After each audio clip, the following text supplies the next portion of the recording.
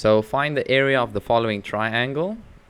So A is 12, B is 44, big B and big A is 56. Okay, so the first thing that we need to know is we need to find the area of a non-right triangle, right?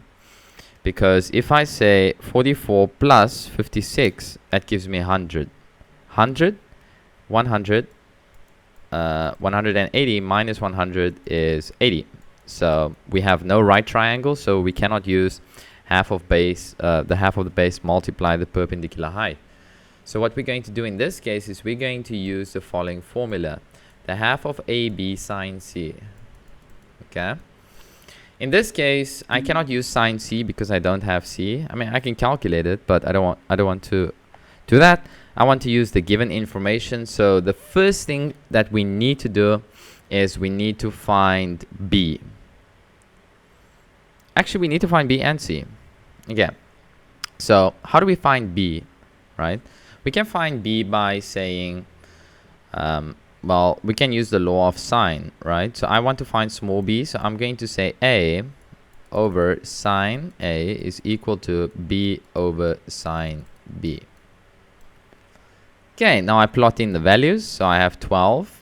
We have sine A is 56. So I can say the sine of 56 is therefore equal to B. I have no idea what B is, but I want B's value. And the sine of B. So sine of B is 44.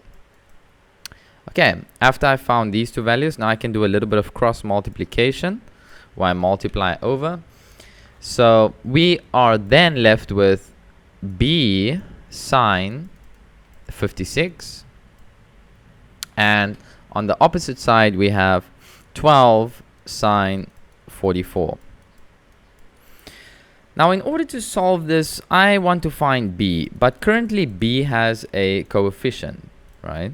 So what I'm going to do is I'm going to divide both sides by sine 56, divide by sine 56, and after I've divided it with sine 56, I'm left with the following equation.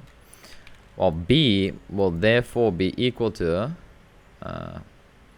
sine 12 sine 44 over sine 56. And now I'm going to type this in on the calculator because I have one right in front of me. I'm going to create a fraction, 12 sine 44 over sine 56. I'm going to close the parentheses and I get B's value. So B is 10 or approximately 10. Okay, now that we found B and we have A, I'm going to rewrite this information on the right hand side over here. So I have A, which is equal to 12. I have B, which is approximately 10. We have B, big B, which is 44 degrees. Now I'm left with C, or I need to find C now. Why do I need to find C? Because if we look at our formula, we have the half of AB sine C. So how can I find C? Well, we know the sum of a triangle is equal to 180 degrees, meaning that this angle plus this angle plus this angle is 180 degrees. Now, I have two angles, which is I can subtract 180 from, or 44 from 180 and 56. And therefore, I am left with 80. So now I can say, well, in this case, C is equal to 80 degrees. Okay, now I have all my information. I have A, I have B, and I have sine of C. So let's put that into an equation. So I'm going to rewrite the equation on this side. We have the area of the non-right triangle would be equal to the half of A, B, sine C. I can now say, well, the half of A multiply B, which is 10, multiply sine C, which is 80. Okay, so I can then say, well, 6, the half of 12 is 6, so 6 times 10, so it's 10 sine 80. And if I type this in on the calculator, I'm going to type 10 sine of 80, and I find 9.84, which makes absolutely no sense. Did I make a mistake? Oh, it's 60, man. My bad. Sorry about that. Not 10, 60. Because 6 times 10 is 12. That makes more sense. So we can say, well, 60 sine 80.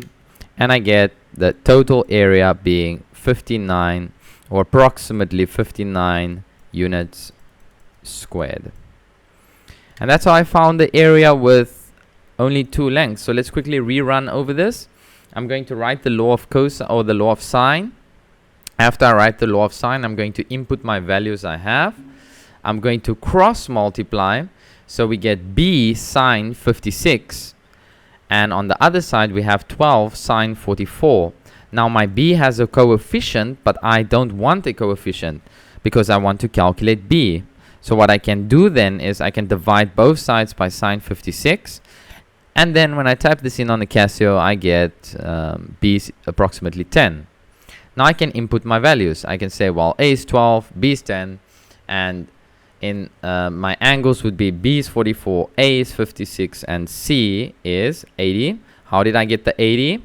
I take 180, subtract it from the 2 angles I have, and that should give me c.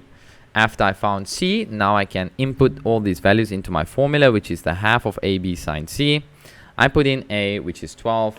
I put in 10, 10, which is b, and then sine 80, the one I calculated. I'm going to compute this and find 60 sine 80, and then I get my area. Okay, that's how we solve area.